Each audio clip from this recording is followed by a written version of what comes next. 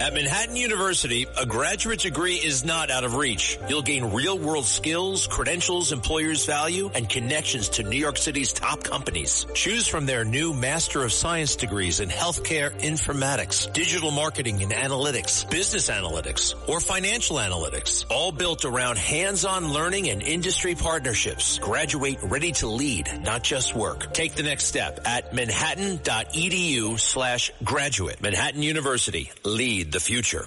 Excuse me! Taxi! This is the 77 WABC minicast. Now, we want an update. The American people want an update. What the heck is going on in Iran?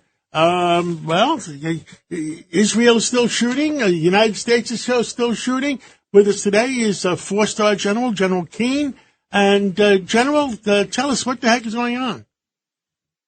Well, we're making a lot of progress, and it's really good news. And the plan is pretty much on schedule. You know, from the outset, we knew this would take multiple weeks, and it's for our audience to understand. It's a conditions-based plan. In other words, there's not a time associated with it. You know, there's planning time associated with it, but not a strict execution time. And what we're trying to establish are the conditions, number one, to take all of their current weapon systems away from them that they use to project power outside the country. And that's what we've been talking about for days. And that is ballistic missiles, rockets, drones, whatever they've done to recover their nuclear capability, and certainly their entire maritime capability, which has been essentially destroyed, and the limited Air Force capability that they have. And that was really not consequential at all. There was no significant threat there. But also, when it comes to weapons, we're taking a very systematic and detailed approach to destroy all of the manufacturers of any weapon that they used offensively or any weapon that they used against their own people. And that will take some time to do that. So these are firms in the private sector, government-run operations, or firms in the private sector as well as the public sector. So, General, that's a big deal. Are you talking about American companies? Who are these companies? These companies are largely all Iranian companies that operate there. We haven't been operating there for a long time. So, yes, we fully intend to take away their future capability, not just their current capability. And then when it comes to the organizations that sustain the regime, the thing that keeps the regime actually in power, and that is the Revolutionary Guard Corps, the so-called IRG, Islamic Revolutionary Guard Corps, that is based in Tehran, and been multiple days of bombing just dealing with that alone. But they are in 32 other locations outside of the capital city, and they are part of the force that's used to repress the people when we saw evidence of those protests in some 20 to 30 cities and the horror that took place with them. Also, the Bajri militia, this is works for the Department of Interior and is part of the security forces, and they are used to suppress the people exclusively. Systematically taking that force down that's headquartered in the capital, but also out in the provinces, and the police infrastructure, the national police infrastructure itself, plus government agencies and the legislature, all that sustains the regime, strip it away so they don't have much left in terms of capability, their offensive capability, and also their ability to sustain the regime. And where is the regime right now? One, they obviously have passed the baton from the Ayatollah to his son, and that's not surprising. We knew they would pass it to somebody who was his hardliner, very much an ideologue as the Ayatollah was, and they have done that.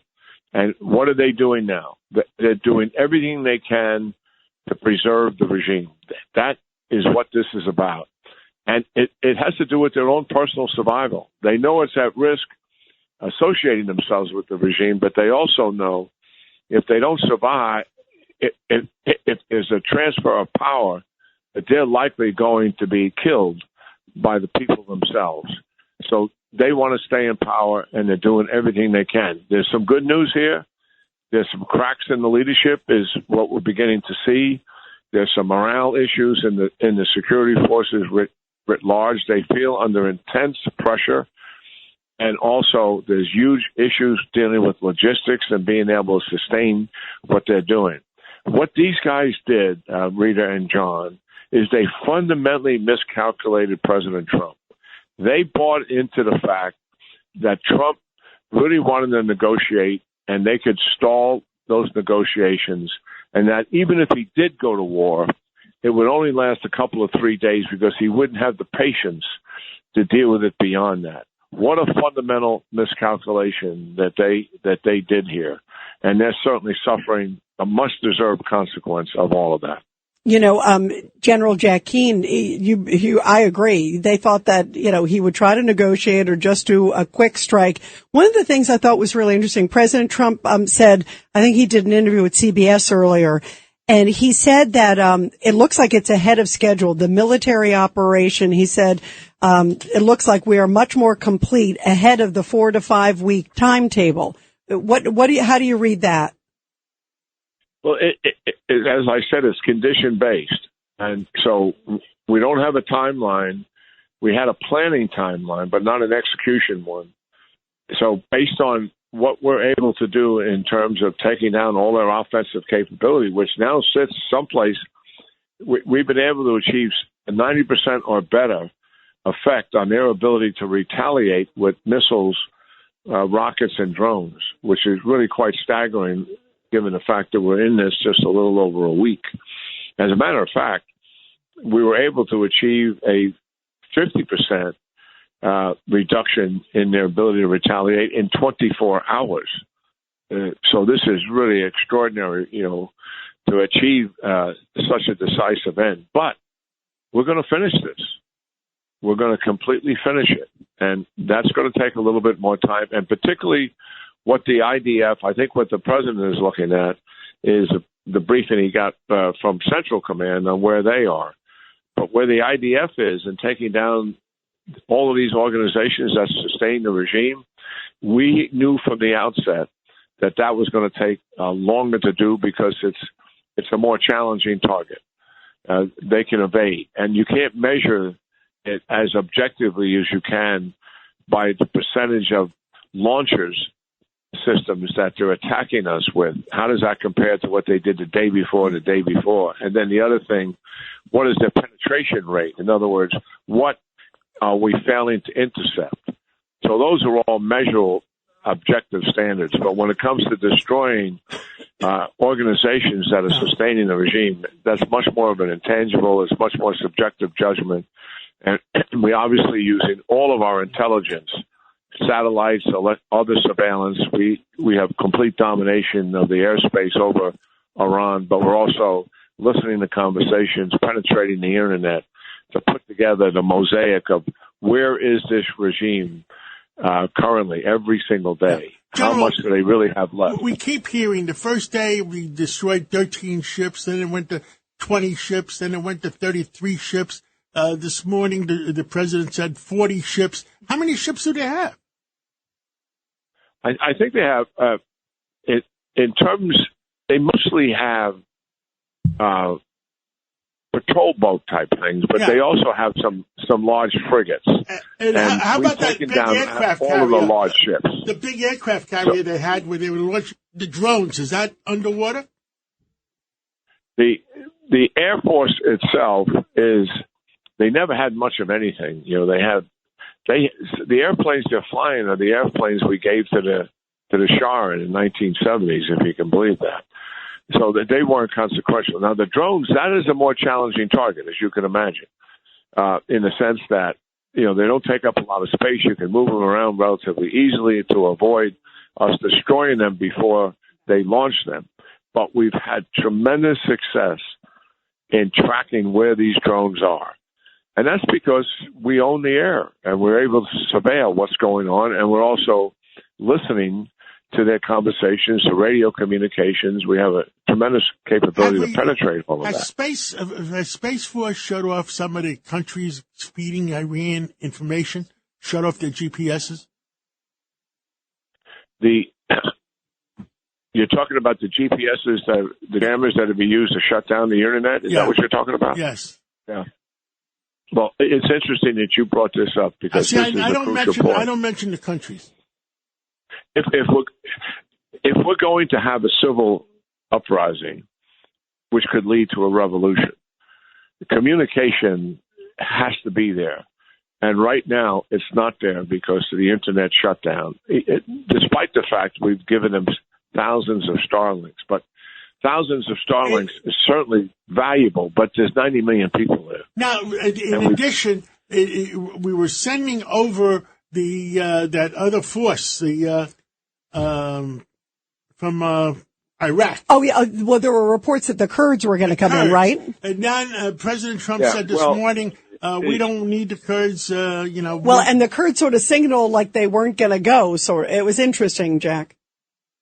Yeah, the Kurds expressed some interest in coming in and doing this. They represent a minority, but there would be Iraqi Kurds and others that live on the Iranian-Iraq border there to come into the country. But they are a minority. If there's going to be a civil uprising that's meaningful and leads to a revolution, it's got to be from the heartland of the country itself, who are overwhelmingly Persians. And that is who you saw in those demonstrations. It wasn't that there were not demonstrations up where the Kurds live in the northern part of the country. There were. But for it to be successful, it's got to be largely Persian-driven. And by bringing Kurds in and arming them, while there's some limited value in that, there's also a lot of complications to it. So right now the administration, although I think, to be frank about it, the Israelis would like to see it take place, the administration is being cautious about this, I think for very good reasons. That adds to the complication of it. And what we really want is a civil uprising and protest from the overwhelming majority of the Persians, supported by the minorities that are in the country as well, they are all as fed up, that Baluchis and the Azaris and the Kurds are all as fed up with this regime as the Persians are themselves. Yeah, absolutely. Well, General Jack Keane, retired 4-star general, the chairman of the Institute for the Study of War and Fox News senior strategic analyst. We love having you on, General. Thank you so much. Yeah, great talking to you, Rita and John. Thank you very much. Thank you so much. At Manhattan University, a graduate degree is not out of reach. You'll gain real-world skills, credentials employers value, and connections to New York City's top companies. Choose from their new Master of Science degrees in Healthcare Informatics, Digital Marketing and Analytics, Business Analytics, or Financial Analytics, all built around hands-on learning and industry partnerships. Graduate ready to lead, not just work. Take the next step at manhattan.edu/graduate. Manhattan University. Lead the future.